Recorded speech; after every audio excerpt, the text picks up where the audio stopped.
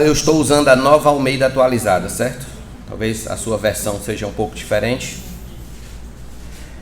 Lucas 23, de 32 em diante, diz assim: E também eram levados outros 2 que eram malfeitores para serem executados com Jesus. Quando chegaram ao lugar chamado Calvário, ali o crucificaram, bem como aos malfeitores, um à sua direita, outro à sua esquerda. Mas Jesus dizia: Pai, perdoa-lhes, porque não sabem o que fazem. Então, para repartir as roupas dele, lançaram sortes. O povo estava ali e observava tudo. Também as autoridades zombavam e diziam: salvou os outros, que salva a si mesmo, se é de fato o Cristo de Deus, o escolhido. Igualmente os soldados zombavam dele e, aproximando-se, trouxeram-lhe vinagre, dizendo: se você é o rei dos judeus, salve a si mesmo. Acima de Jesus estava a seguinte inscrição: este é o rei dos judeus. Um dos malfeitores crucificados blasfemava contra Jesus, dizendo: você não é o Cristo? Salve-se a si mesmo e a nós também. Porém outro malfeitor o repreendeu, dizendo: você nem ao menos teme a Deus, estando sob igual sentença? A nossa punição é justa, porque estamos recebendo o castigo que os nossos atos merecem. Mas este não fez mal nenhum mal fez. E acrescentou: Jesus, lembre-se de mim quando vier no teu reino. Jesus lhe respondeu: em verdade lhe digo que hoje você estará comigo no paraíso. Vamos orar? Querido Deus, Pai de nosso Senhor e Salvador Jesus Cristo, rogo, Senhor, a tua misericórdia, a tua graça sobre as nossas vidas agora. Que o Senhor nos visite com a tua voz, que o teu Espírito Santo penetre profundamente em nosso coração, Senhor, por meio da tua palavra, e nos instrua, e nos ajude, e nos oriente a andar contigo conforme a tua boa vontade. Te peço, Deus, que o Senhor me dê graça para suportar todo esse momento de pregação. E assim, Senhor, possa glorificar o teu nome pregando a tua palavra. Em nome de Jesus nós te agradecemos, todos nós digamos amém. Meus irmãos, os capítulos 22 e 23 de Lucas são textos muito densos, duros, difíceis. São textos cheios de tensão, devido aos fatos ocorridos na crucificação de Cristo. No capítulo 22, por exemplo, está registrado a agonia de Cristo no Getsêmani, suando gotas de sangue, a prisão de Cristo por meio da traição de Judas Iscariotes, Pedro negando a Cristo 3 vezes, os soldados espancando e zombando de nosso Senhor, as autoridades judaicas lhe interrogando de um modo maligno, perverso. É isso que nós temos no capítulo 22. Quando a gente chega ao capítulo 23, a gente encontra Cristo perante Pilatos, sendo acusado de subversão da ordem romana. Cristo perante Herodes, sendo escarnecido, zombado por ele. Encontramos Cristo sendo trocado de posição com Barrabás. Um bandido é solto, um bandido é inocentado e o inocente é condenado.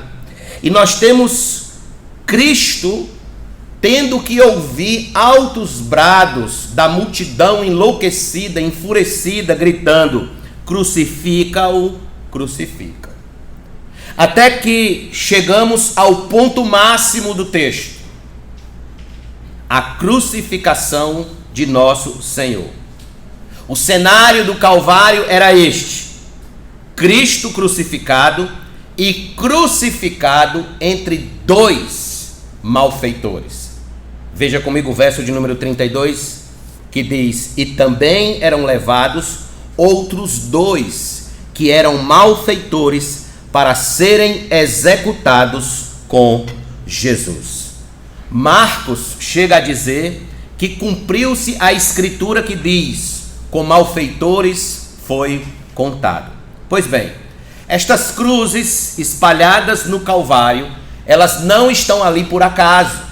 elas não estão ali por qualquer coincidência da rotina da vida. Não, elas estão ali porque Deus, em sua soberana onisciência, expôs as 3 cruzes ali com o propósito de nos ensinar algumas lições sobre a vida eterna. Algumas lições preciosíssimas.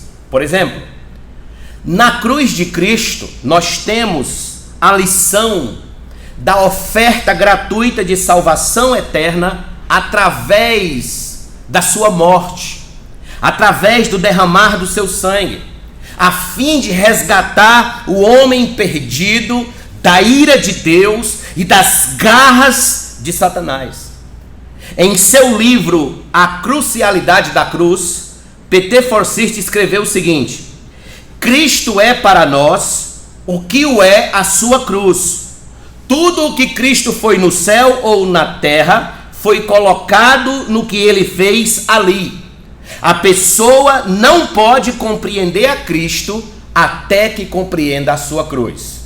Então não há como você apartar Cristo da cruz. Não há como você apartar o Senhor da obra que ele fez, que ele realizou na cruz do Calvário. O fato é, meus irmãos, que ali no Calvário havia mais cruzes estendidas, como nós acabamos de ver. E hoje a nossa atenção, ela vai se voltar também para as outras cruzes. A gente já falou um pouco da cruz de Cristo e a gente vai falar também do que estava acontecendo nas outras cruzes. E nós vamos extrair daí lições preciosas. A gente não sabe muita coisa sobre esses 2 malfeitores, quem eram eles. A gente não tem muita informação a respeito deles. O que a gente sabe é que essas crucificações, elas trazem em si lições eternas de salvação que a gente precisa considerar seriamente hoje à noite. São lições sérias, urgentes e importantes. Quais são estas lições, pastor? Anote aí, em primeiro lugar, a lição da rebelião humana contra Deus. A primeira lição que nós temos aí é a lição da rebelião humana contra Deus. Perceba, olhando numa perspectiva geral, todos ali, exceto Cristo, demonstram atitudes de rebelião humana contra Deus. Demonstram atitudes de descaso, de desrespeito, de desobediência, de rebelião contra Deus. Por exemplo, você está com Lucas aberto aí? Veja comigo o verso de número 34, a parte B. Diz assim: Então, para repartir as roupas dele, lançaram sortes, os soldados. Verso de número 35. O povo estava ali e observava tudo. Também as autoridades zombavam e diziam: salvou os outros, que salve a si mesmo, se é de fato o Cristo de Deus o escolhido. Verso 36. Igualmente os soldados zombavam dele. Verso 38.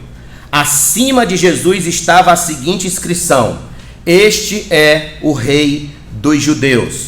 Verso 39.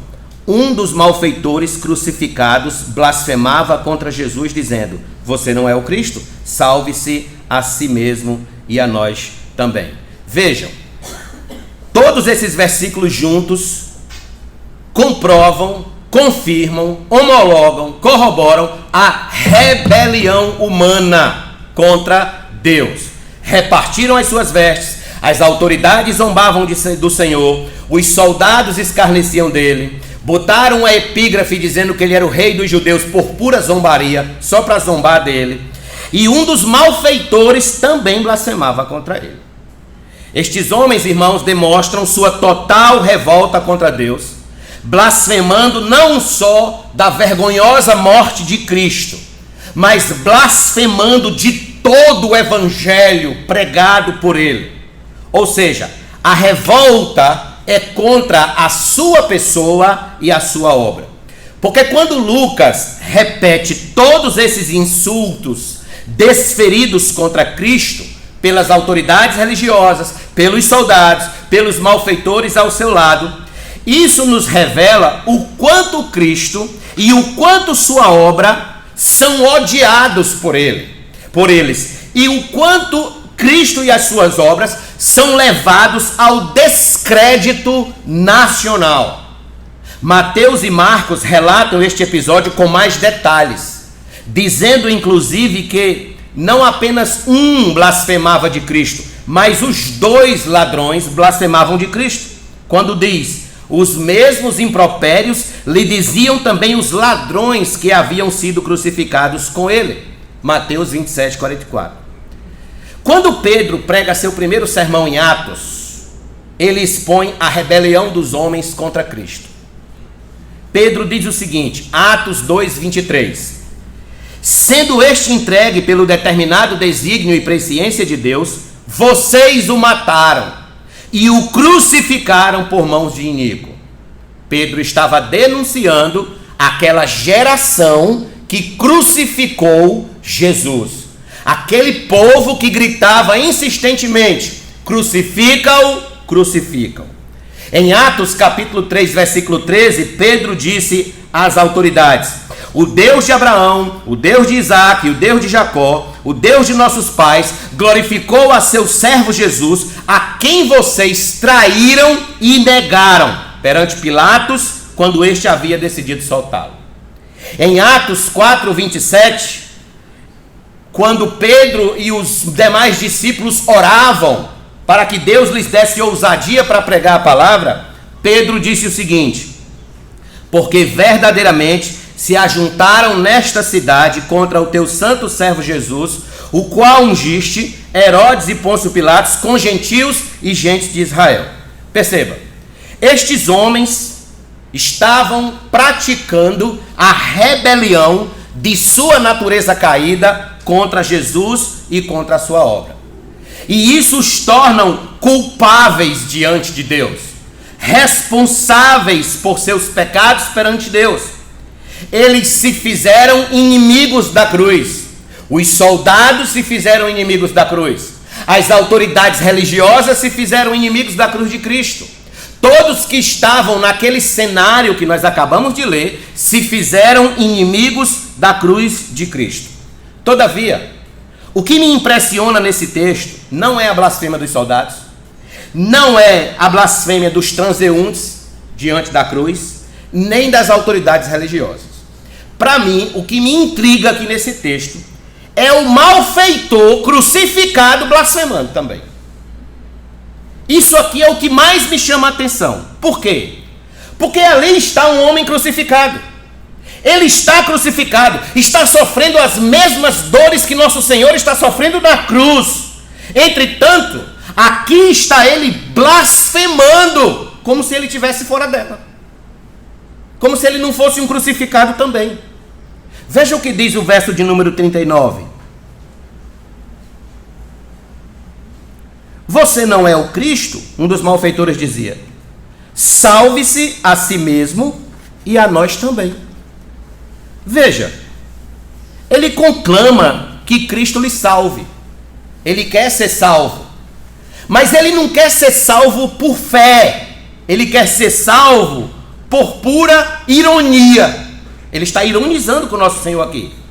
Ele não queria salvação eterna, ele queria alívio de suas dores físicas. Este, nós podemos dizer, é um dos versos mais intrigantes de toda a Escritura. E a causa dessa intriga é exatamente a seguinte, é esta. Por qual motivo, veja comigo, por qual motivo um homem quase morrendo ainda ousa se levantar em blasfêmias contra Cristo?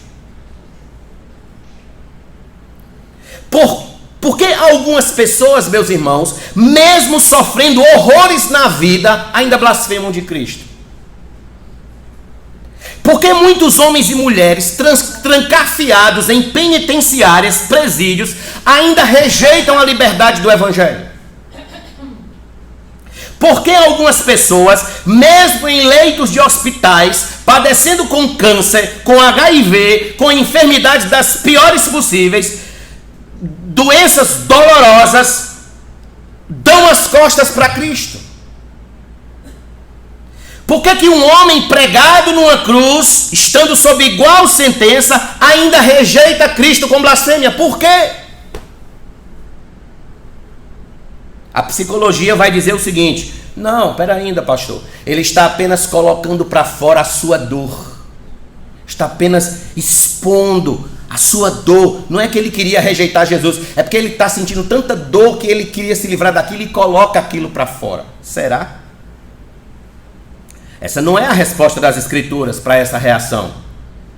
A Bíblia Sagrada responde que o único motivo para um homem, mesmo morrendo, mesmo numa cruz, mesmo com câncer, mesmo com HIV, mesmo no leito de hospital, mesmo em meio a um acidente grave, um motivo para um homem rejeitar, se afastar, menosprezar, rejeitar a Cristo é um motivo só: natureza humana caída, rebelde, afastada de Deus. Não há outra resposta entre o céu e a terra senão esta: a causa da rebelião humana contra Deus, a causa da rebelião dos homens contra Deus tem um nome, e um nome bem antigo, e esse nome é pecado. O pecado é o que leva os homens a se rebelarem contra Deus, mesmo estando numa cruz crucificada, mesmo estando num leito de morte, mesmo estando nas piores das condições. Meus irmãos, a Bíblia diz categoricamente que temos uma natureza corrompida e manchada pelo pecado, que herdamos isso de Adão de maneira genética, e não temos como fugir disso. Por exemplo, abra sua Bíblia comigo em Romanos capítulo 3, por favor. Romanos 3, olha o que Paulo disse aqui a respeito da nossa natureza. Romanos 3, um texto conhecidíssimo. Já lemos eles várias vezes aqui, mas nunca é demais ler mais uma vez. Romanos 3. Que se conclui? Versículo 9. Temos nós alguma vantagem? Não, de forma nenhuma. Pois já temos demonstrado que todos, tanto judeus como gregos, estão debaixo do pecado. Todos, como está escrito: não há justo nenhum sequer, não há quem entenda, não há quem busque a Deus, todos se desviaram e juntamente se tornaram inúteis. Não há quem faça o bem, não há nenhum sequer. Versículo de número 23. Pois todos pecaram e carecem da glória de Deus. Vá comigo agora para o capítulo número 5, por favor. Veja 2 versos aqui comigo, verso 12 e o 19. Portanto, assim como por um só homem entrou o pecado no mundo, e pelo pecado veio a morte, assim também a morte passou a toda a humanidade, porque todos pecaram. Verso 19. Porque como pela desobediência de um só homem muitos se tornaram pecadores, assim também por meio da obediência de um só muitos se tornarão justos. Salmo 51, versículo 5. Vocês lembram que está escrito lá? Em iniquidade me concebeu minha mãe. O salmista é muito claro em dizer que ele nasceu em iniquidade, e em iniquidade foi que sua mãe o concebeu. Ele não teve como escapar, como driblar essa natureza, essa genética pecaminosa que já vinha dos seus pais. Infelizmente, a gente já sai do ventre, a gente já sai da loja, escravos de uma natureza corrupta, aversa a Deus e a seus ditames. A gente já sai com uma natureza que mesmo numa cruz a gente tem forças para dizer: salva a ti mesmo e salva nós também. Uma natureza capaz de blasfemar contra nosso Senhor, mesmo estando numa cruz. Em João 8,34, Jesus disse: em verdade vos digo, todo o que comete pecado é escravo do pecado. Veja como Jesus diz: todo o que comete pecado é escravo do pecado. Tem alguém aqui que não cometa pecado? Jesus está falando aqui da natureza humana. Cometeu o pecado, é escravo dele. Isto quer dizer sumariamente, irmãos, que aquele homem crucificado, blasfemando, zombando, rejeitando a Cristo, apenas expressa ativamente a sua escravidão ao pecado. Porque o único homem que rejeita a Cristo é aquele escravo do pecado. Ouça, se você rejeita a Cristo, se você rejeita seus mandamentos, eis aí o sinal, uma evidência de que você é escravo do pecado. De que você ama mais as trevas do que a luz. De que você ama mais o seu pecado do que a Cristo. Se você rejeita a Cristo com um estilo de vida totalmente contrário à vontade revelada de Deus na palavra, aí está uma evidência de que você é escravo do pecado. Aquele homem moribundo é a demonstração do que somos capazes de fazer quando estamos debaixo da escravidão do pecado. Aquele homem crucificado, zombando, ridicularizando o nosso Senhor, mostra o que somos capazes de fazer quando estamos numa condição de inimigos de Deus, de inimigos do Senhor. E uma observação aqui, permita-me fazer essa observação, permita-me lembrá-los que nem sempre a gente blasfema de Cristo com palavras. Aliás, eu posso dizer que no nosso dia a dia, talvez nem use nenhuma palavra para blasfemar de Cristo, mas muito das nossas blasfêmias vem em atos que praticamos, que não condizem com a vontade de Deus revelada na Escritura. Com atos como mentira, fofoca, desrespeito e tantos outros atos no trabalho, na faculdade, na escola, colar na prova, por exemplo, é um ato de blasfemar contra a vontade de Deus. Aí eu pergunto, com qual ato você tem blasfemado de Cristo quando ninguém está lhe vendo? Quando ninguém está lhe vendo, quando está só você e você, com qual ato você tem blasfemado de Cristo? Porque não importa a nossa situação, irmãos. Nós estamos vendo aqui, estamos diante de um texto que mostra que não importa a nossa situação. Se a gente está bem ou se a gente está mal, se a gente está pregado numa cruz ou se a gente está sentado numa poltrona confortável. Nós, por natureza caída, pecaminosa, somos capazes de blasfemar de Cristo da mesma forma. Uns blasfemam de Cristo na cruz, outros blasfemam de Cristo no escritório. Um blasfema de Cristo na cruz, outro blasfema de Cristo no hospital, outro blasfema de Cristo dentro de casa, outro blasfema de Cristo na rua, na vizinhança, na fila de supermercado, e por aí se vai. Porque é uma questão de natureza rebelde contra Deus. A grande lição que o malfeitor impenitente nos ensina é que nem sempre a dor, a angústia, a aflição nos sensibiliza a amar a Deus. Nos sensibiliza. Ao contrário, como a gente está vendo aqui, pode ocorrer de endurecer mais ainda. Tem aquela frase que a gente já ouviu muito e muitas vezes, né? Se não vem pelo amor, vem pela dor, né? Esse homem não veio pela dor. Então essa frase não é 100% correta, não. Deus pode trazer alguém pela dor? Pode. Como pode trazer pelo amor também. Mas a dor não é o que significa que a pessoa vai vir a Cristo. Não. Esse homem estava, com muita dor na cruz, e ele estava lá blasfemando de Cristo. Por isso que o puritano Matthew Henry disse o seguinte: nenhuma aflição mudará por si só um coração endurecido. Não é a aflição que muda o coração do homem. Quem muda o coração do homem é o Espírito Santo de Deus.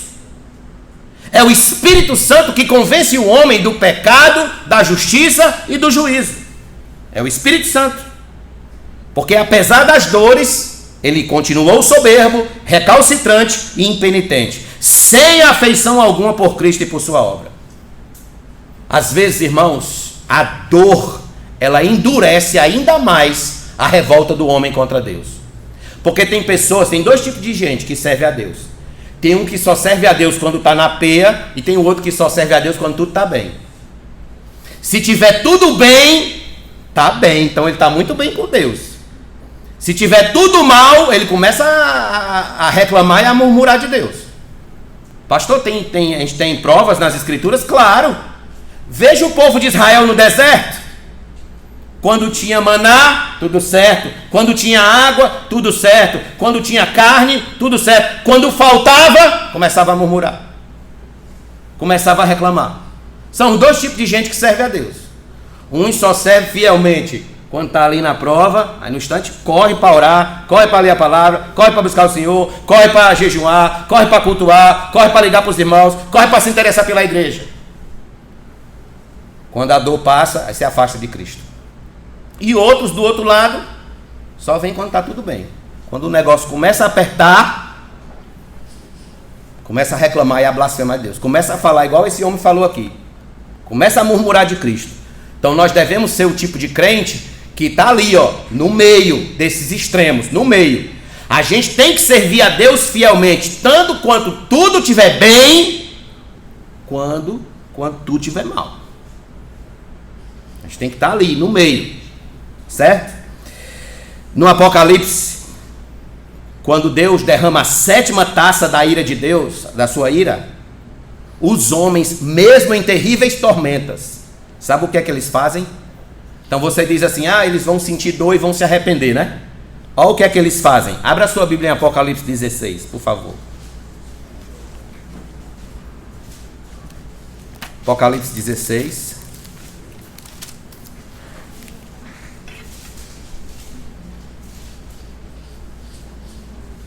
Verso de número 21. Também desabou do céu sobre as pessoas uma grande chuva de granizo, com pedras que pesavam mais de 30 quilos.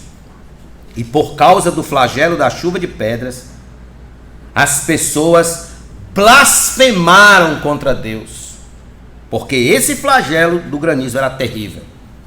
Veja, ao invés deles se arrependerem de seus pecados e correrem para Cristo, não, eles blasfemavam, porque a dor aqui foi endurecê-los ainda mais. Isso nos remete, meus irmãos, a um cuidado que a gente deve ter. É o de não permitir que as dores da vida, que as decepções do nosso cotidiano, que as frustrações da nossa história não endureçam nosso coração para com Deus e para com a sua perfeita vontade. Não endureçam. Não petrifique o nosso coração dentro do nosso peito contra Deus e contra a sua vontade, porque as coisas não estão bem. Porque estamos debaixo de certos problemas, certas dificuldades. Então, eis aqui o exemplo de um homem que foi endurecido pela dor. Ao invés de ser quebrantado, se humilhar, reconhecer sua miserabilidade existencial, não. Ele foi blasfemar, foi se rebelar contra Deus. Ouça, meu amigo. Se as dores da vida, de algum modo, estão lhe sufocando em alguma área da sua vida, não olhe para Cristo com ranço. Não olhe para Cristo com ódio, com dúvida no coração. Olhe para Ele com um olhar de humildade. Reconheça a sua carência de misericórdia. Reconheça que você é quem precisa dele, não ele de você. Você é que precisa dele. Lance as suas ansiedades aos pés dele. Reconheça que ele é que é Deus e você que é pó. E você que é humano. Mas nunca faça como esse homem fez. Não permita que a dor, por pior que seja, endureça seu coração contra Cristo. Endureça a sua alma contra Jesus. Porque é possível que isso aconteça. E a prova está aqui. Esse homem. Muito bem, mas nós temos uma segunda cruz, além dessa. Aliás, uma terceira cruz, né? E nós temos nessa outra cruz onde tinha um outro malfeitor, uma grande lição. Qual é a segunda lição? É a lição do verdadeiro arrependimento. A lição do verdadeiro arrependimento. Veja comigo o verso de número 40, por favor, do Lucas 23. Porém, o outro malfeitor o repreendeu, dizendo: você nem ao menos teme a Deus, estando sob igual sentença? Observe, o efeito da cruz de Cristo no outro malfeitor foi o contrário. Como a gente viu, Mateus disse que os dois começaram a blasfemar de Cristo. Mas ocorre que lá pelo meio, um se arrependeu. Um mudou e disse essas palavras. Espera ainda, você não teme a Deus estando sob igual sentença? Você não teme ao Senhor? Ou seja, ao invés de continuar rebelde, como ele começou, ele se arrependeu e ele confessou a Cristo de uma maneira surpreendente.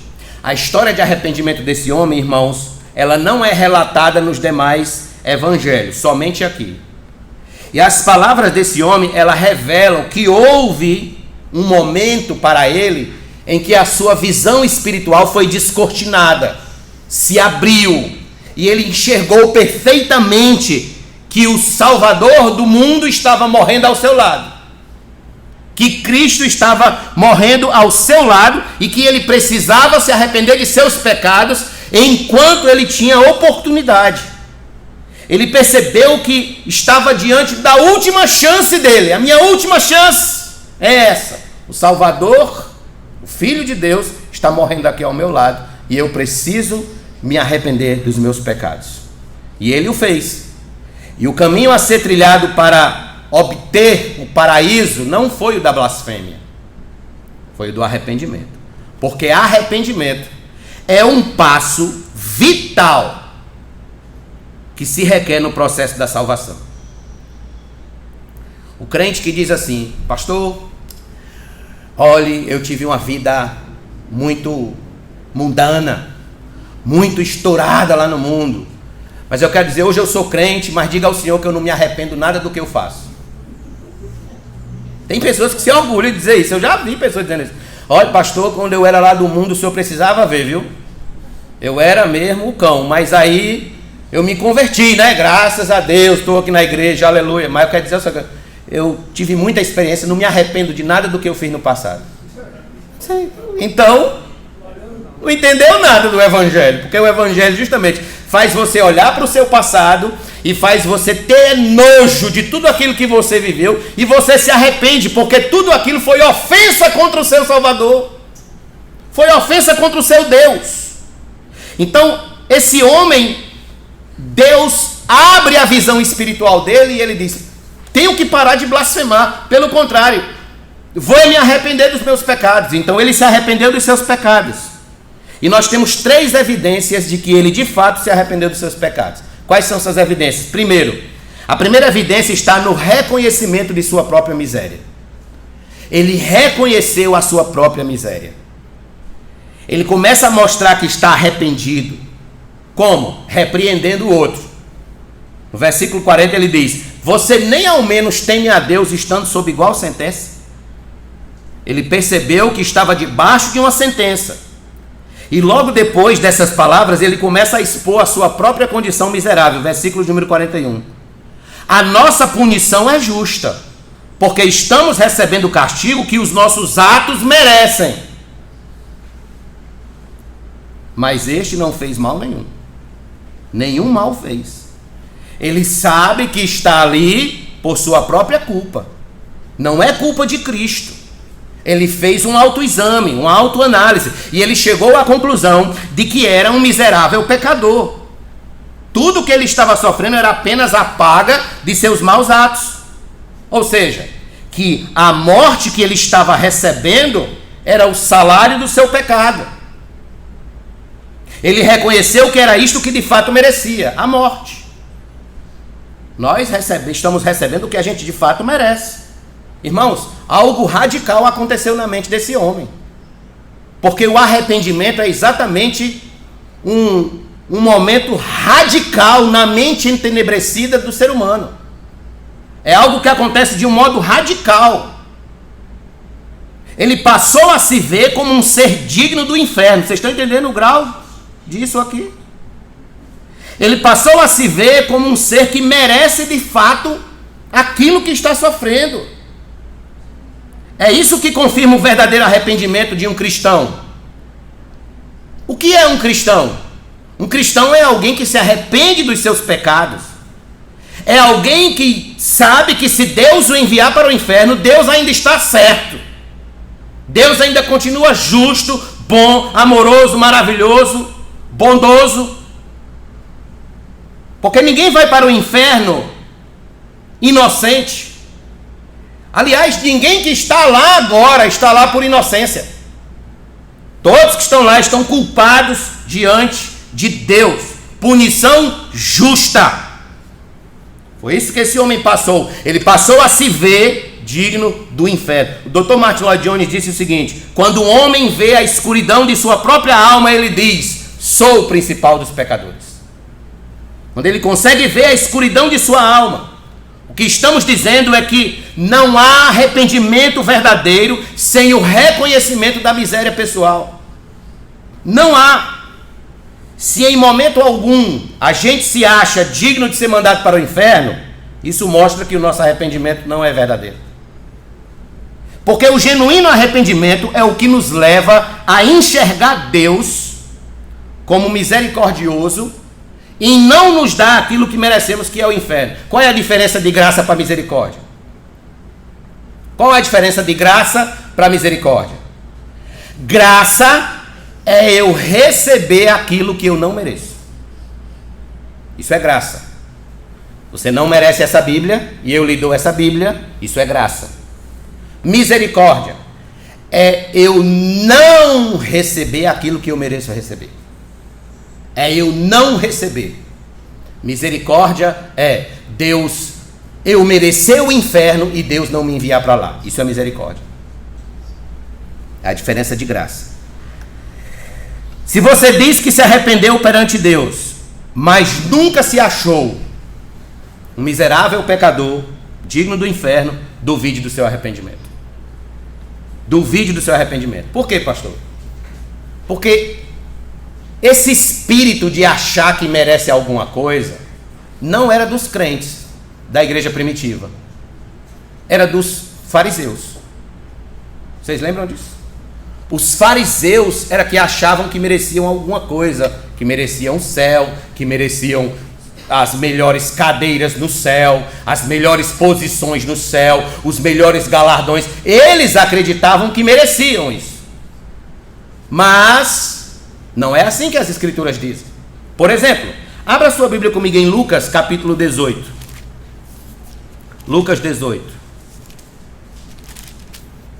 Verso 9 a 14.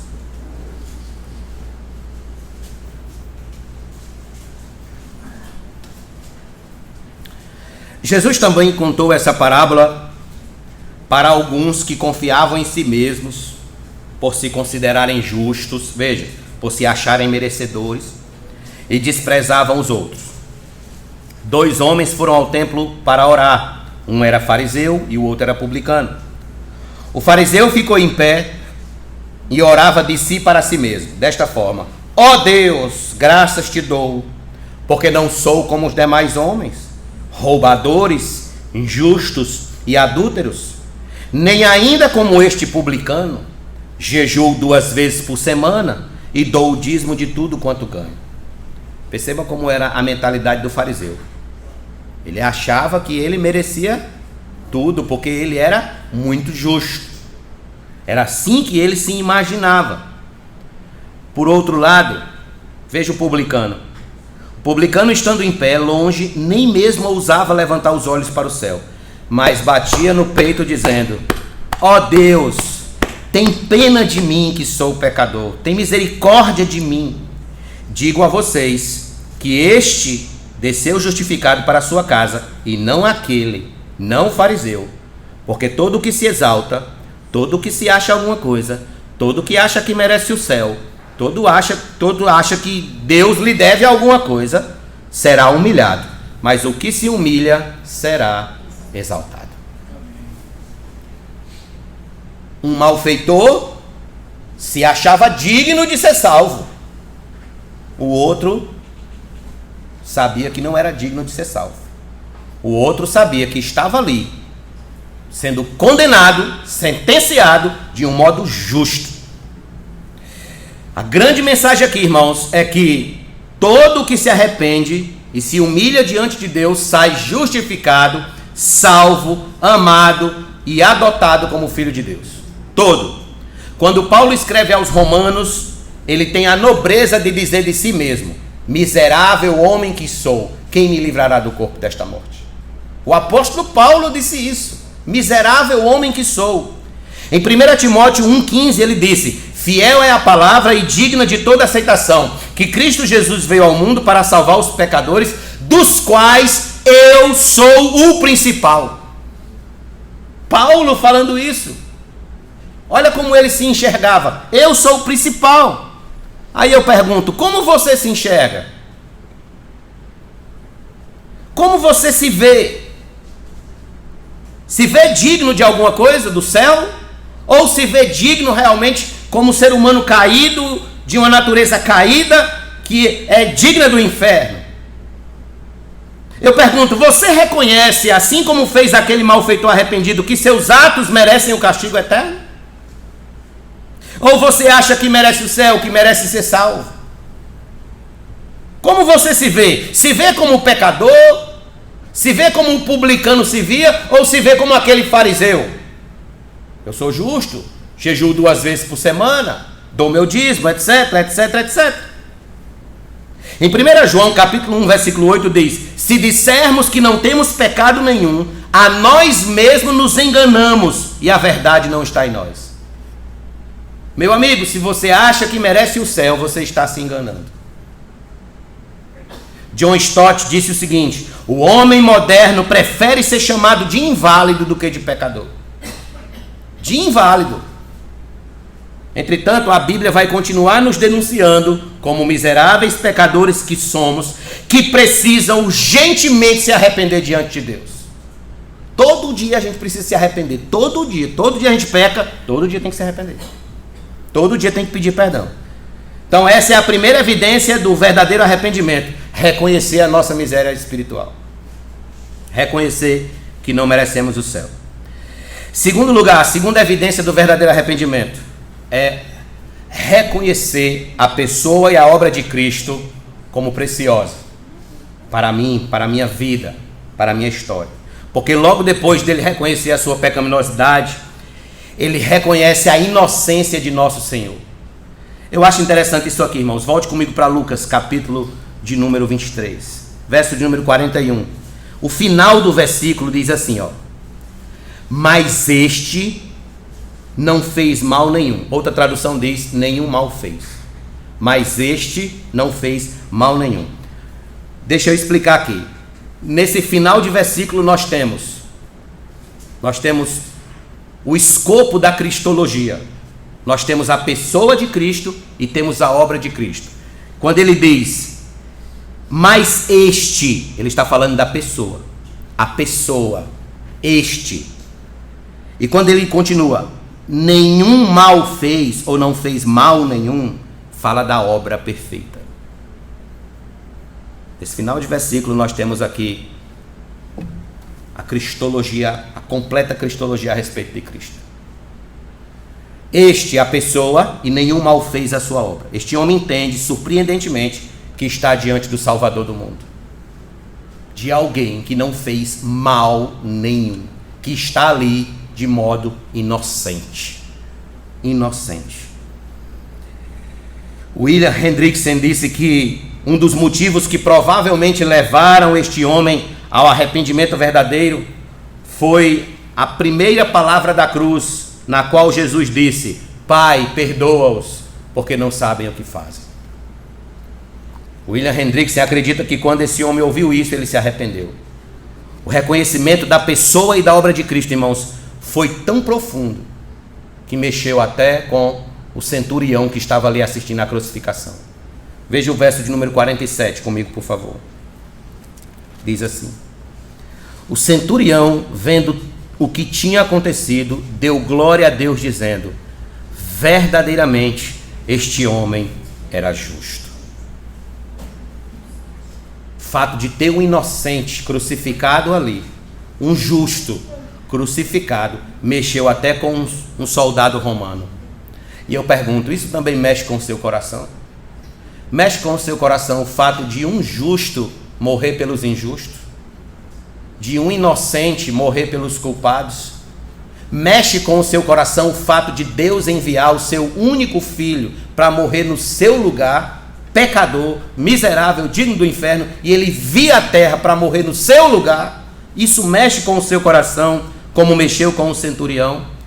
Então, reconhecer a pessoa e a obra de Cristo, irmãos, é reconhecer o único justo que de fato pode nos salvar. Em João 15,5 está escrito: porque sem mim nada podeis fazer. Este malfeitor foi muito feliz em reconhecer a inocência da pessoa de Cristo, a inocência do seu ser, e que por meio das suas obras confessar publicamente o senhorio de Cristo. Confessou publicamente. Amigo, quer gozar da salvação eterna? Quer gozar da salvação eterna de Deus? Você precisa reconhecer publicamente o senhorio de Cristo. Você precisa reconhecer publicamente que Cristo é o Senhor de sua vida. De que modo é que um homem faz isso, pastor? Bem, primeiro confessando com sua boca e crendo em seu coração, é o que Paulo vai dizer. Mas a evidência externa de que você crê em Jesus e de que Ele é o seu Senhor e o seu Salvador, de um modo público, se batizando. Você precisa se batizar. O batismo, ele é o momento em que a gente se identifica com Jesus, tanto na sua morte quanto na sua ressurreição. Então veja, os olhos espirituais desse malfeitor foram abertos e ele viu Cristo como o Salvador de sua miserável alma. Queira Deus, meus irmãos, abrir os nossos olhos hoje à noite para enxergar Cristo como nosso precioso Salvador, que nenhum mal fez, mas antes morreu em nosso lugar. Em terceiro e último lugar, qual é a terceira evidência de arrependimento? Terceira evidência de arrependimento é reconhecer a profunda necessidade da misericórdia de Deus. Reconhecer a profunda necessidade da misericórdia de Deus. Depois que ele entendeu que estava ao lado do Salvador, aquele homem não tinha outra coisa a fazer a não ser clamar por misericórdia. Então ele disse o seguinte, veja o verso 42.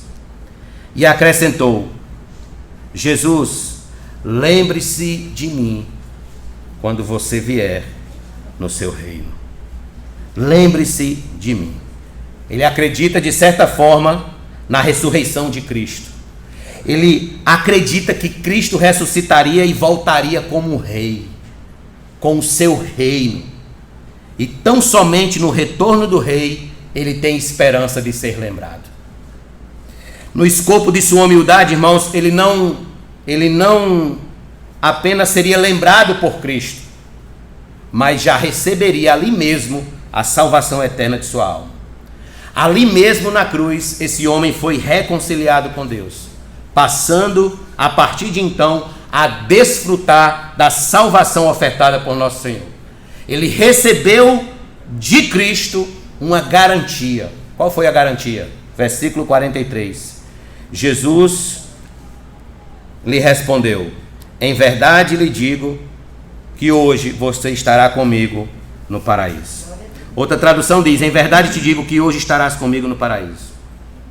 O céu é para este homem aqui a garantia de que ele estará com Cristo. Ele recebe essa garantia agora. Quando é que alguém recebe a garantia do paraíso? Não depois da morte. Alguém recebe a garantia do paraíso no momento que confessa Cristo com os seus lábios e crê no seu coração e deposita fé nele. Foi assim que esse homem recebeu a garantia do paraíso. A cruz se tornou menos desconfortável ao receber a garantia do paraíso. E eu digo a você, o leito, o câncer, o luto, o problema, seja lá o que for, a cruz, ela se torna menos desconfortável para o cristão, porque ele tem a garantia do paraíso. Haja o que houver, aconteça o que lhe acontecer, como nós estávamos falando aqui na escola bíblica dominical, né? Que antes morríamos de medo da morte. A morte era um assombro, né? Todo mundo morria de medo, mas depois que encontra Cristo, esse medo se vai. Por que esse medo se vai? Porque hoje nós temos a garantia de estar com Cristo no paraíso.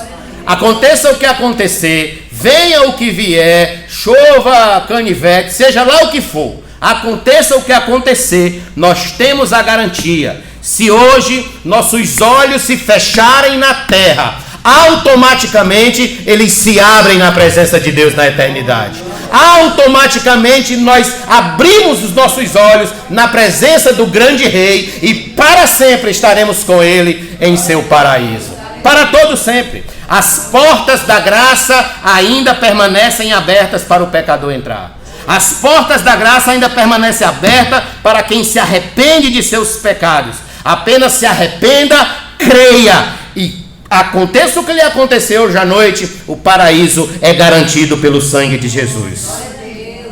William MacDonald disse o seguinte: do lado de Cristo, uma pessoa pode ir para o céu e outra para o inferno. De qual lado da cruz você está? Do lado de Cristo, um pode ir para o céu e o outro para o inferno. De qual lado da cruz você está? O bispo Ryle, J.C. Ryle, disse o seguinte: poucos são salvos no leito de morte. Um ladrão na cruz foi salvo para que ninguém se desespere, mas somente um, para que ninguém presuma. Tem muita gente que diz assim: não, pastor, quando estiver bem pertinho de morrer, eu aceito Jesus. Meu amigo, que garantia você tem que você vai aceitar Jesus? Não, mas não teve o ladrão da cruz? Mas em proporção, só teve um até agora, que foi salvo no último momento, que a gente viu registrado, né? Que a gente viu o registro, os outros a gente não sabe. Mateus Henry vai dizer o seguinte: certo é que o arrependimento verdadeiro nunca acontece demasiado tarde, mas também é certo que o arrependimento tardio raramente é verdadeiro. Não, quando eu estiver perto da morte eu me arrependo. Será se esse arrependimento vai ser verdadeiro? Porque o arrependimento verdadeiro, irmãos, não é por mero escapismo do inferno. Não é por mero escapismo. Não é só para escapar do inferno. O arrependimento verdadeiro, ele gera no coração do homem amor por Cristo. É que o homem passa a amar Cristo, passa a amar Jesus, passa a amar o reino de Deus, passa a amar a igreja, passa a amar os irmãos, passa a amar até os inimigos. Até os inimigos. Aí sim está o arrependimento verdadeiro, o arrependimento genuíno. Então a pessoa diz: não, pastor, quando estiver pertinho de morrer eu me arrependo. Amigo, isso não garante que seu arrependimento vai ser verdadeiro. Se é que vai dar tempo. Se é que vai dar tempo. Quantas pessoas, irmãos, não saíram de casa hoje e não vão mais voltar? Não vão mais retornar para os seus lares? Quantas saíram de casa dizendo: quando estiver perto de morrer eu me arrependo, e nem souberam que o dia da morte era hoje, e não voltarão mais para casa. Por isso que em Atos 3,19, Pedro diz: arrependei-vos, pois, e convertei-vos, para serem cancelados os vossos pecados. Quando, Pedro? Hoje, agora, já. Irmãos, este fato bíblico nos ensina. Quando a gente olha para esse texto, esses dois malfeitores, e esse que se arrependeu, esse fato bíblico nos ensina que muita gente que a gente fala que não vai para o céu, vai estar lá. Veja que coisa interessante nós temos aqui. Quantas pessoas não passaram em frente à cruz daquele homem e disseram: isso aí vai para o céu não. Isso aí não vai para o paraíso não. Esse aí, era um malfeitor. Um ladrão, vai para o céu não. Quantas pessoas não passaram ali e pensaram isso? E ele foi. Quantas pessoas que tinham certeza que iam para o céu e não foram? Os fariseus. Tinham certeza que lá no céu tinha um lugar preparado especial para pessoas especiais.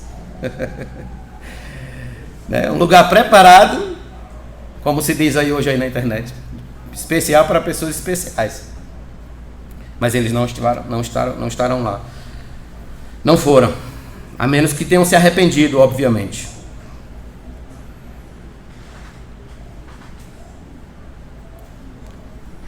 Então, escute isso. Muita gente que a gente considera certo ver no céu não vai estar lá naquele dia. Muita gente que a gente considera certo vai estar no céu, não vai estar. E muita gente que a gente não considera que vai estar lá, vai estar. Mas a nossa preocupação não deve ser se o fulano vai ou não vai. A nossa preocupação deve ser se nós vamos. Se eu vou. É o primeiro princípio para você parar de reparar a vida alheia. Repare se você vai estar lá. Não se A ou B vai. O fulano não vai. Porque tem gente que gosta de ser porteiro do céu, né? Diz quem vai entrar e quem não vai. Não. Se preocupe com você. Se preocupe com sua alma. E a outra pessoa você evangeliza. Mas a princípio se preocupe com a sua alma. Com você. Por isso que Spurgeon dizia que no céu nós vamos ter 3 surpresas. A primeira surpresa é, a gente não vai ver quem a gente acreditava que ia ver. A segunda surpresa, a gente vai ver pessoas que a gente dizia que não ia ver. E a terceira surpresa, a gente vai se ver lá. A gente vai olhar e vai dizer, eu cheguei, eu estou aqui para a glória de Deus. Essa será a grande surpresa no céu. Aí eu pergunto, você vai estar lá? Você vai estar lá? Não olhe para quem está ao seu lado agora, olhe para você. Senhor, senhora, jovem, adolescente, vocês que estão aqui, vai estar lá? Aí eu pergunto para encerrar, de qual lado da cruz você está? Está do lado dos que se arrependem, vão para o céu e vão para o paraíso? Ou está do lado daqueles que permanecem rebeldes e impenitentes, recalcitrantes e zombadores do reino de Deus? Só tem esses 2 tipos de gente no mundo: os que vão para o paraíso e os que não vão. De qual lado você está? Vamos ficar de pé, vamos orar ao Senhor.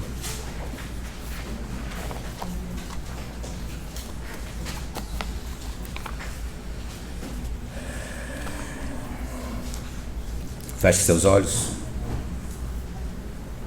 Se você tem dúvida a respeito da salvação de sua alma e quer conversar sobre sua conversão, nos procure no final do culto. Oremos. Senhor Deus Todo-Poderoso, muito obrigado pela tua palavra, os exemplos que estivemos aqui nesse texto, Senhor Deus, tanto de rebelião quanto de arrependimento, são lições importantes para nos desafiar, Senhor, a tomar uma posição diante da tua presença. Hoje à noite, ó Deus, ninguém sairá daqui sem tomar uma posição. Todos que estamos aqui, Deus, tomaremos uma posição, ou ao lado dos que se arrependem dos seus pecados, ou ao lado daqueles que permanecem impenitentes e recalcitrantes contra o Senhor. Deus, abre os nossos olhos, transforma nossa alma, nossa mente e o nosso coração